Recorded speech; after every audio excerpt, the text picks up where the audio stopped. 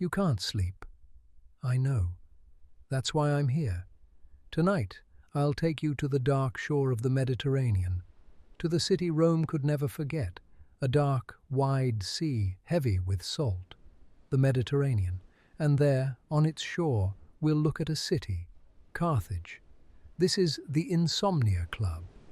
When we say Carthage today, most people think of Rome first, then Hannibal, then the elephants, then the Alps, then the Great Wars, and finally, a city burned, destroyed, wiped off the map. But Carthage was not only Rome's enemy, it wasn't only war and ruin. Carthage was a great city that lived for a long time. It worked, it traded, it sent out ships, its markets were full, its harbors were never fully quiet, day or night. It built its whole world upon the sea. And to understand it, I think we shouldn't turn our eyes to its fall first, but to how it was born.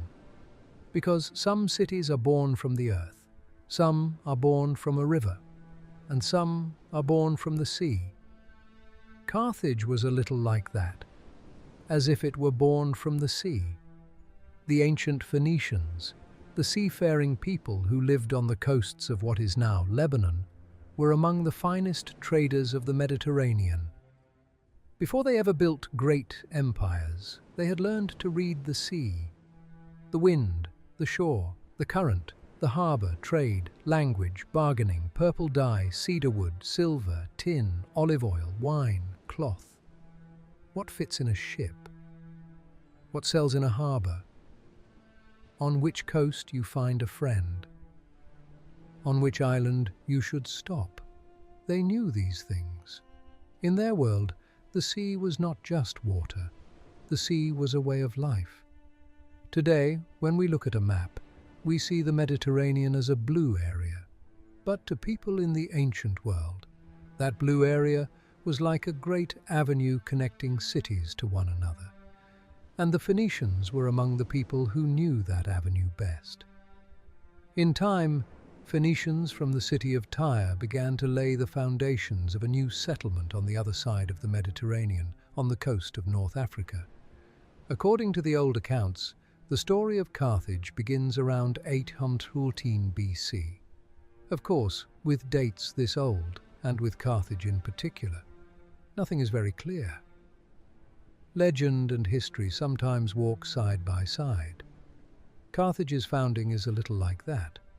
According to one story, the city was founded by a queen named Dido, a woman fleeing her brother, bringing with her the people loyal to her and her treasure, crossing to the other side of the sea. She comes to a new shore. There, she asks the local people for only as much land as an ox hide can cover. It sounds small, but call it wit, call it cunning. That is how she persuades them. Dido begins to cut the hide into thin strips, lays those strips end to end, and encircles a much larger area than anyone expected. This story is probably legend, but it still tells us something beautiful. It shows Carthage as a city born from the very beginning through trade, bargaining, intelligence, the sea, and survival. And of course, this same legend also has an ending. A less told one, but a darker one. After Dido founds her city, a local king comes seeking her hand. Think about it. You've started building a city on a coast you don't know. You're a woman, you're clever, you're rich, but you're still alone. His name is Iarbas. He wants her to marry him. And if she refuses, he threatens war. As cornered as Dido is, she has a proud and defiant side. On one hand, she remembers the promise she made to her dead husband. On the other, she thinks of the city she has only just founded. The city that has only just begun to breathe. So it isn't only a matter of marriage, it's a matter of survival. And she chooses a third path. She has a great fire built. She tells her people the fire is for a ceremony. And in truth, it is. For her, it really is a ceremony for the promise she made to her dead husband. and for the city she was trying to save. Then, upon that fire, by her own hand, she takes her life. The woman who founded the city sacrifices herself to save it. Legend, through and through. But notice how well this legend fits the spirit of Carthage. From the very beginning in this city's story, there is the fire of a proud and brave woman. There is a sacrifice. Maybe not a surrender, but a will to resist to the very end. As if the city, while still being born, was already whispering its own ending. The city's name comes from the Phoenician Carthage, meaning new city. A simple name, really. But there is a lot inside it. A new city, a new shore, a new life. Carthage's location was not random either. It was on the coast of North Africa, near what is now Tunis, close to the center of the Mediterranean, between east and west, close to Sicily, close to Italy, on the routes leading to Spain, close to the fertile lands of Africa, open to the sea, but also in a place that could be defended. This was a great advantage in the old world, because a city does not grow simply because it is beautiful.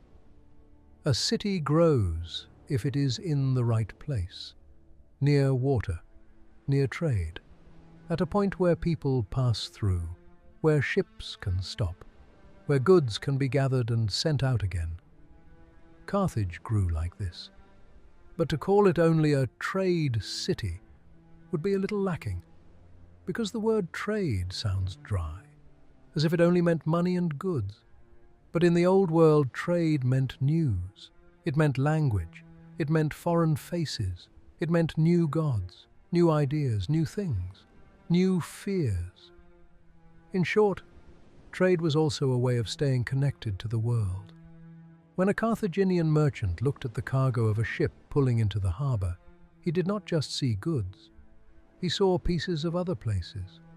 Silver from Spain, ore from Sardinia, grain from Sicily, olives and other goods from Africa, cloth, glass, worked objects from the East, and sometimes maybe just small things. A bowl, a knife, an ornament, a color, a scent.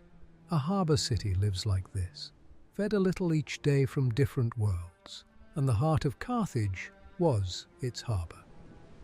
In ancient sources and archaeological remains, Carthage's harbor system is mentioned often.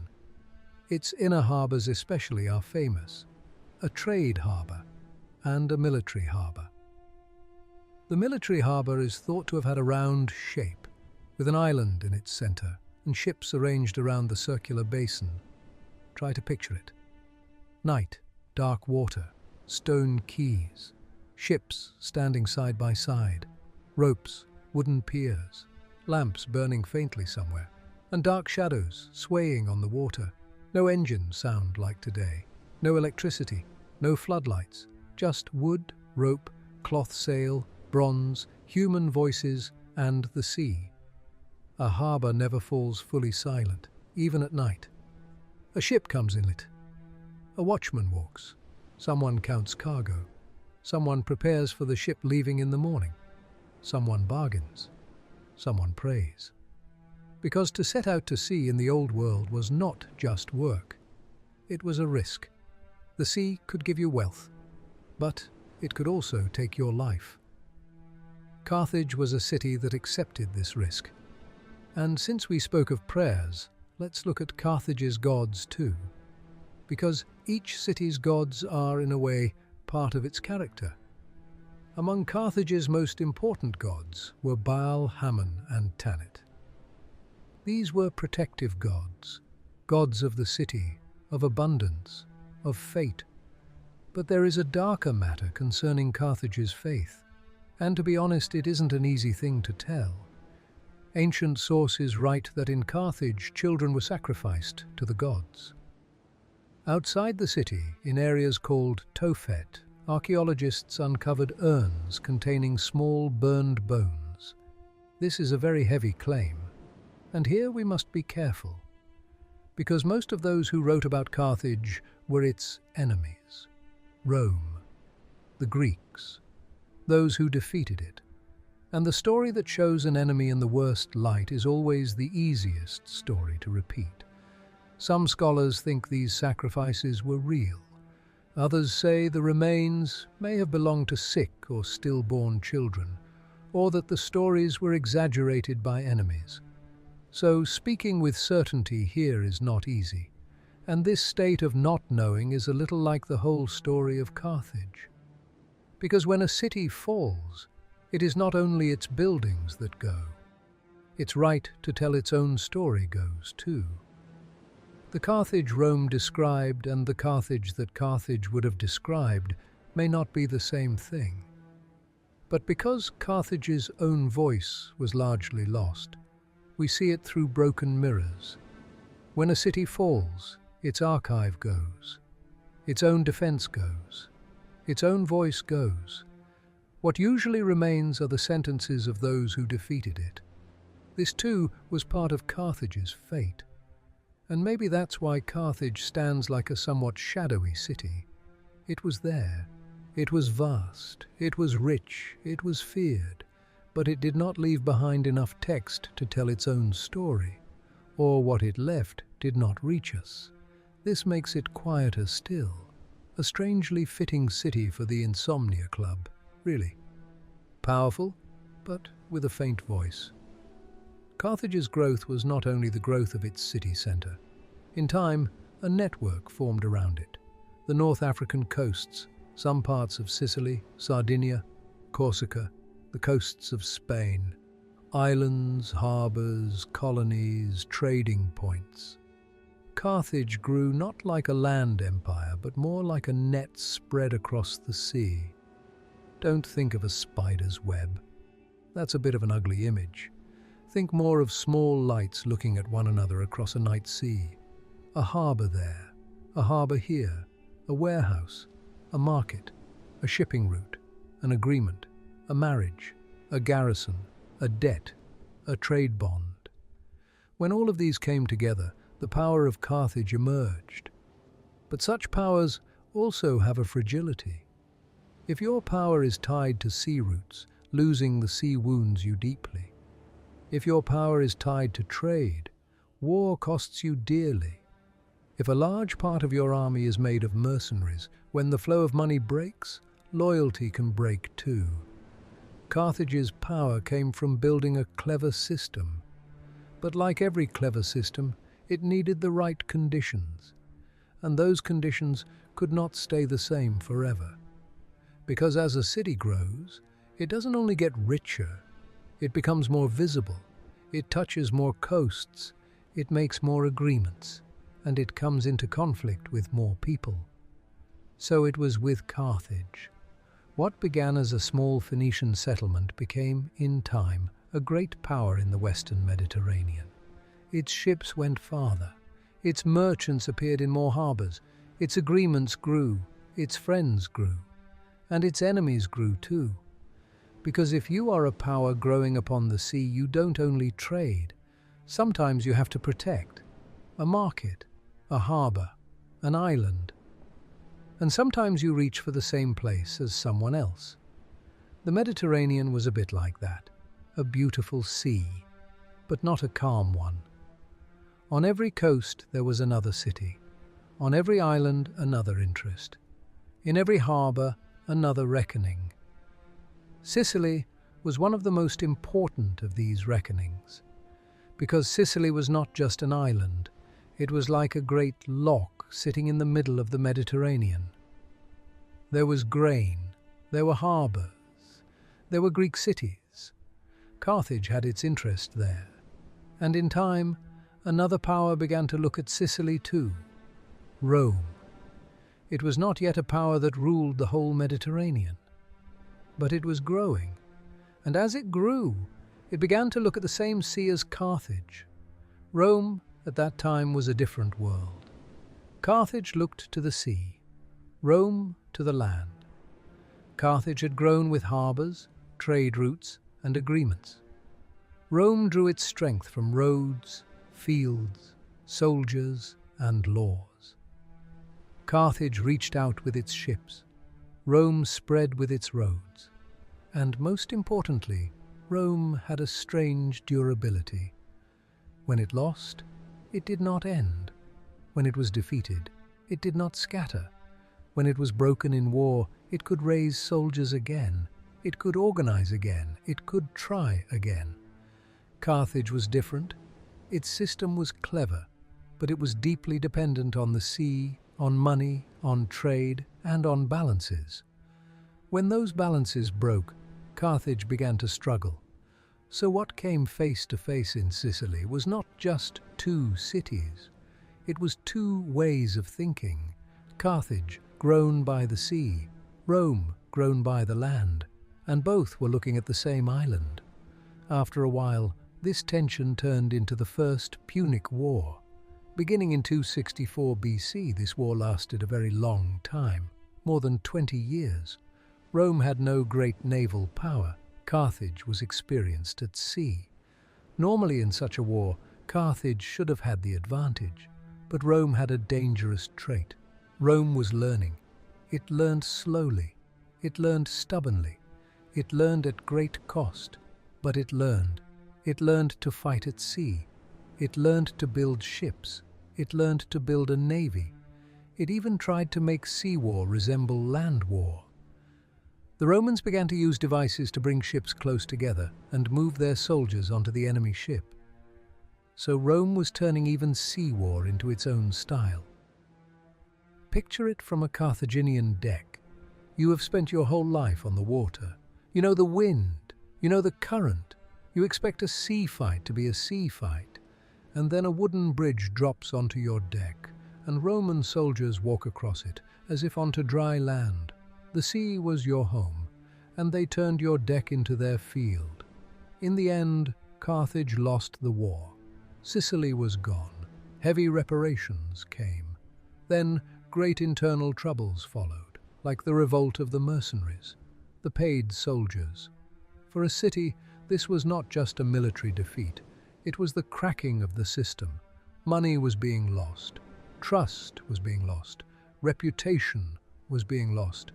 But Carthage did not die.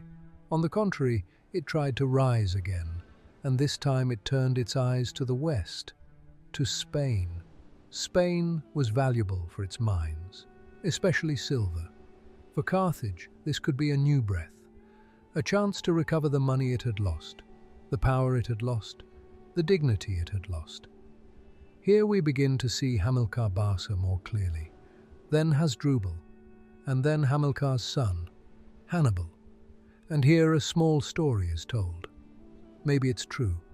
Maybe it was enlarged later, but it tells us a lot. Before crossing to Spain, Hamilcar Barca takes his young son before an altar. The child is very small, and he makes him swear an oath that he will never be a friend of Rome. The child's name is Hannibal. Think about it. A father, a child, an altar, and a hatred that will last a lifetime. Hannibal grew up with that oath, and he placed that oath at the center of his life. When you tell of Hannibal, you can't help being fascinated, because his story is truly great. He sets out from Spain. With his army, he crosses the Alps. The elephants are spoken of. The cold is spoken of. The mountains, the rocks, the losses are spoken of. It is said that he led an army, together with elephants, over snowy mountains. This alone is an unbelievable thing. It is said he lost many soldiers and animals on that road. But none of this stopped Hannibal from descending into Italy, and he gave Rome some of the greatest fears of its history. Trebia, Trasimene, Cannae. Think especially of Cannae, a field, a day. And by the end of that day, tens of thousands of Roman soldiers lay dead. One of the bloodiest days of the ancient world. Rome never forgot that day.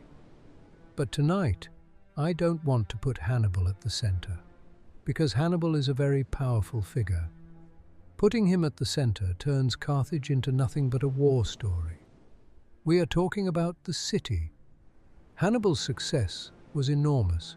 But maybe Carthage's true tragedy was hidden right here, because a commander can work wonders on the battlefield. But carrying that success as a city, as a system, as a civilization, is another matter. Hannibal stayed in Italy for years. He shook Rome. He frightened Rome. But Rome did not break. Some civilizations are not destroyed by a single great blow. They live through terrible things. They take great defeats. They lose people. They lose reputation. But they still go on. Rome was like this. It lost. It bled. There was panic in the city. But then it raised soldiers again. It made plans again. It waited again. Rome's strength was not only in its winning, it was in not falling apart after it lost. And after Cannae, Rome learned something else. It stopped meeting Hannibal in open battle. It would not give him the great fight he kept winning. It pulled back. It waited. It wore him down, season after season. So Hannibal stayed in Italy, undefeated in the field, and slowly more alone in it, winning battle after battle, but never the war. Carthage, meanwhile, could not fully support its great commander far away. The seas, the politics, the resources, the interests, the hesitations, all of these built an invisible wall around Hannibal. In the end, the war came to Carthage's door. The Roman commander Scipio carried the war to Africa. Hannibal was called back, and in 202 BC at Zama, Carthage was defeated. The Second Punic War was over. Carthage was no longer a great power. It lost its navy. Its right to wage war was restricted. It became unable to move without Rome's permission. It paid heavy reparations. But still, it lived. And what of Hannibal? His end, too, is one of the saddest parts of the story. The man who made Rome tremble became a fugitive Rome would not stop pursuing. He took shelter from one place to another. Rome wanted him. Wherever he went, Rome's reach followed him. And in the end, when he had come very close to being caught, Hannibal took his own life. It is said he drank poison. It is said he chose this rather than fall into Rome's hands alive. Think about it. The man who once came to Rome's door. The man who filled Rome with fear. In the end, in some distant place, in a small corner, alone. After all the battles he had won, quietly. And this is the strange part. Because in our minds, Carthage's story usually ends with its destruction. But in fact, after Zama, the city went on living for more than half a century, more than 50 years, as long as a whole human life. And it didn't only survive. It traded. It recovered. It grew rich. It farmed. Its markets worked again. Its harbors stirred again. People returned to their homes again. Children grew up again. Shops opened again. Lamps were lit again.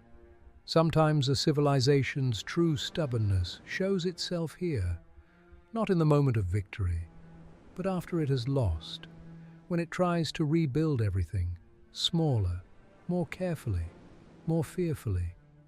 Rome saw this, and maybe that's exactly why Carthage was still unsettling for Rome. Because you want to think your enemy is gone, but then you see it growing rich again. It no longer has a navy. It can no longer wage war on you.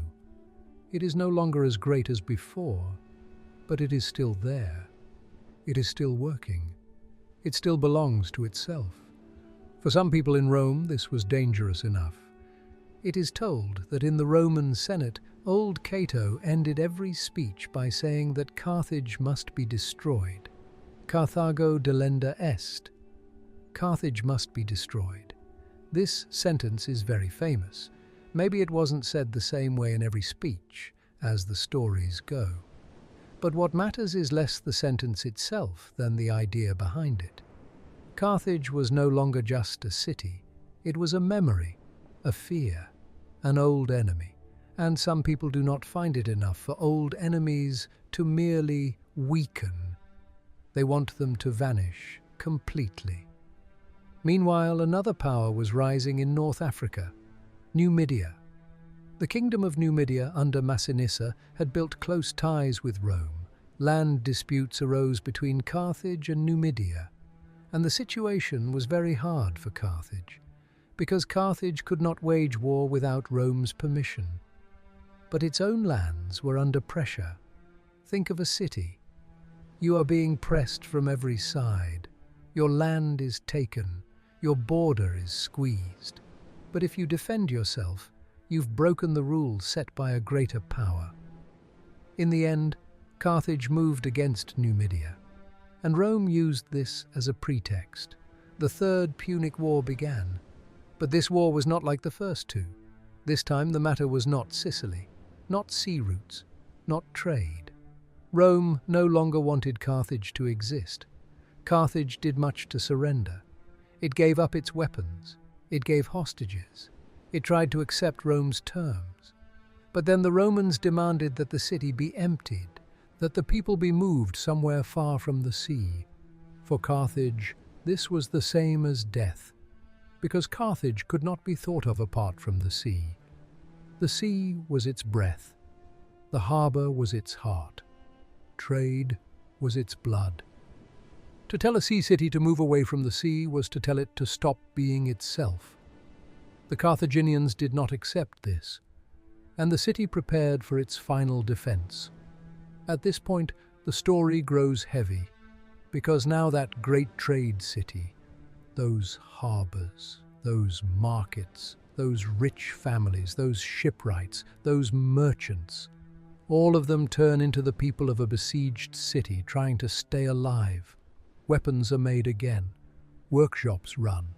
People begin to use whatever they can find.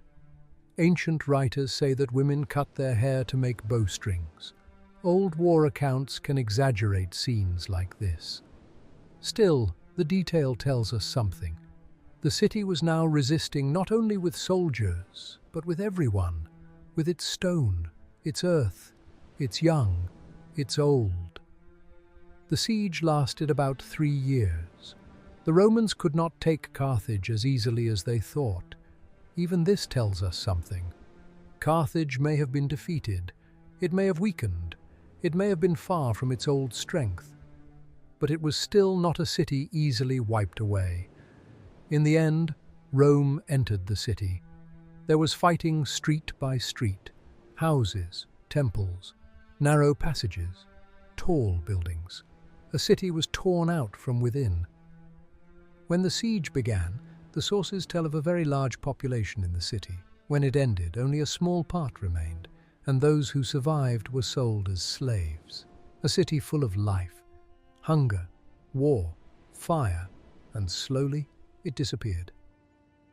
In 146 BC, Carthage fell completely. The city was set on fire. According to the old accounts, Carthage burned for days. Some sources say 17 days. 17 days. Think of everything a city gathered over centuries, turning to smoke, rising into the sky. The stones remain, perhaps, but the sounds go. The life inside the houses goes. The hum of the market goes. The morning bustle of the harbour goes. And what remains is the silence of a burned city. Here, there is a moment that, to me, is one of the most striking in the whole story. The Roman commander who destroyed Carthage was named Scipio Aemilianus. The story goes that, watching the burning city, he wept. Think about it. He is the winner. The army that took the city is his army. He is the man who saw the destruction, perhaps the man who made it possible. And yet he weeps, because as he looks at those flames, his own city comes to his mind. Rome. One day, he perhaps thinks, one day the same thing could happen to Rome too. This is a very strange moment. You raze a city to the ground. You win. Your enemy is finished. And at that very moment, in the middle of your victory, you see your own ending, because no city stands forever. not even the greatest, not even yours. The same year, in another place, Rome destroyed Corinth too. This is why the year 146 BC stands like a turning point for the ancient world. Rome was no longer just a powerful city. It was becoming the great power that decided the fate of the Mediterranean. And Carthage burned, and the old world of Carthage as it was came to an end. Here there is another famous story. It is said that the Romans salted the soil of Carthage, so that nothing would ever grow again. But this is very likely a legend spread later. It stays in the mind because it gives a strong image of complete destruction. But historically, it is not very reliable. And in truth, we don't need this story for Carthage's tragedy. The soil wasn't salted, but the city was destroyed. Its people were taken away. Its voice was silenced. Its archives, its stories, its daily life, everything it might have told in its own words, was largely lost. Sometimes destruction is like this. The soil is still there. The stones are still there. The sea still strikes the shore. But the speaking part of that world has fallen silent. Carthage fell silent. But it was not completely forgotten. And this too is a strange thing. Rome destroyed it. But Rome could not forget it. It could not forget Hannibal. It could not forget Cannae. It could not forget the fear of Carthage. And then, a long time later, a new Roman Carthage was founded in the same place. It was planned in the time of Julius Caesar. It developed in the time of Augustus. So Rome reused the place of the city it had destroyed, because the place was still valuable. The sea was still there. The soil was still fertile. The harbour still meant something. This shows us one of the cold truths of the old world. A city's name can be destroyed. Its people can be scattered. Its walls can be torn down. But geography does not change easily.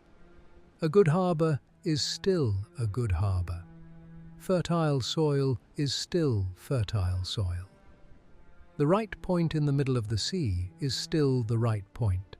What made Carthage's place valuable stayed valuable after Carthage too. Today, in the place we call Carthage, there are ruins, there are stones, there is silence, the remains of a world that was once very loud. But maybe this is one of the most fitting things to think about at night. Think of a city, once one of the most powerful places in the Mediterranean.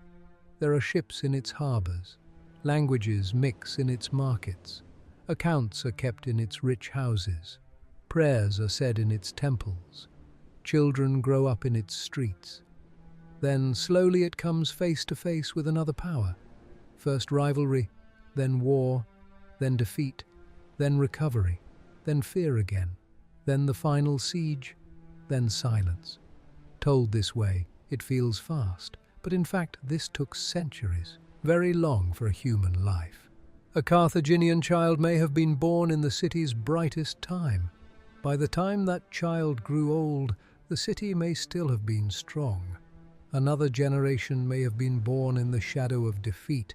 The last generation may have seen the siege. In history books, all of this is a few pages. But for the people living it, every day was a separate day.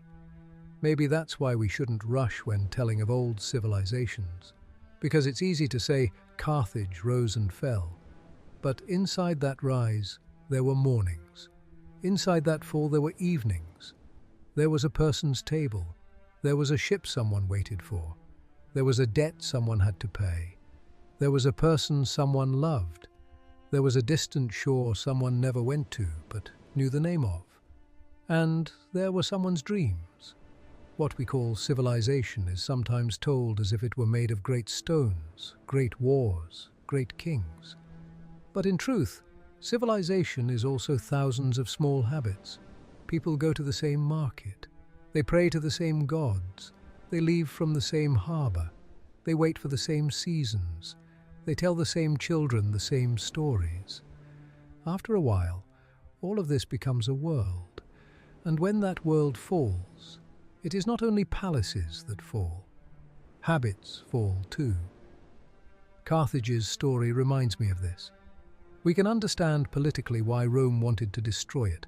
The balance of power, fear, old enmity, the desire to rule the Mediterranean. These are the cold side of history. But there is another side to it. A city had taken up such a large place in another city's memory that, even when it stayed weak, it still seemed dangerous. This too is a strange kind of success. Carthage lost, but it lived a very long time in Rome's mind. Maybe that's why the city Rome could not forget feels right. Because some cities are remembered for what they won, some for what they founded, some for what they wrote, and some for the mark they left in the memory of an enemy far greater than themselves. Carthage left such a mark, and tonight I think we shouldn't remember Carthage only as a burned city. Let's think of it a little earlier, before it fell. Let's think of the harbour in the morning, the cool air coming off the sea, the ships stirring slowly, people walking on the stone quay, a merchant checking his cargo list, a child looking at a distant ship for the first time, a craftsman repairing a wooden boat, a woman feeling in her hand the cloth she bought at the market, a priest waiting silently in the temple, a watchman looking out at the harbour at night. None of these is as famous as a great war, but these were what made a city a city. And maybe history feels more real when you listen to it this way. Not just who defeated whom, but who lived and how. Carthage shows us this. A civilization is sometimes built not with a river but with the sea. Sometimes it grows more with ships than with stone walls. Sometimes it gains strength more from its markets than from its army. Sometimes a harbour leaves a longer shadow than an empire, and sometimes a city, even after it is destroyed, does not go easily, because even those who destroy it keep telling of it. Carthage's own voice was largely lost, but its name remained, its sea remained, its ruins remained, the fear of Rome remained, the shadow of Hannibal remained, and one more thought remained. In the old world, nothing collapses all at once. First the roads grow tense, then trade changes, then trust lessens. Then a city, to defend itself, is squeezed into less space than before. And one day, someone looking from outside says, "It collapsed." But for someone living inside, it is a much slower thing. Maybe it begins with a ship that does not return. Maybe with rising taxes. Maybe with the loss of a distant island. Maybe when a father tells his son not to go out to sea anymore. Great history comes with small signs. Carthage's end was like this too. It had a great, bloody, loud ending, of course. But before that end came, there was a long shadow. Tonight, we looked at that shadow. At a city born from the sea. At a civilization grown with trade. At Rome's rival. At Rome's fear. And in the end, at the ghost Rome could not forget. If you're still awake, it's all right. I'm still here. You don't have to remember all of this story. History sometimes stays not as knowledge, but as a feeling. Maybe you'll just remember this. A dark sea. A stone harbour in the distance. Ships waiting silently. And a city that once, in the middle of the Mediterranean, built its own world. Carthage. The city born from the sea. The city Rome could not forget. Let's stop here tonight. If your eyes have grown heavy, let them grow heavy. And if they haven't, that's all right too. You are not alone in the dark. I'm here. You're here. And the old world stayed with us a little longer.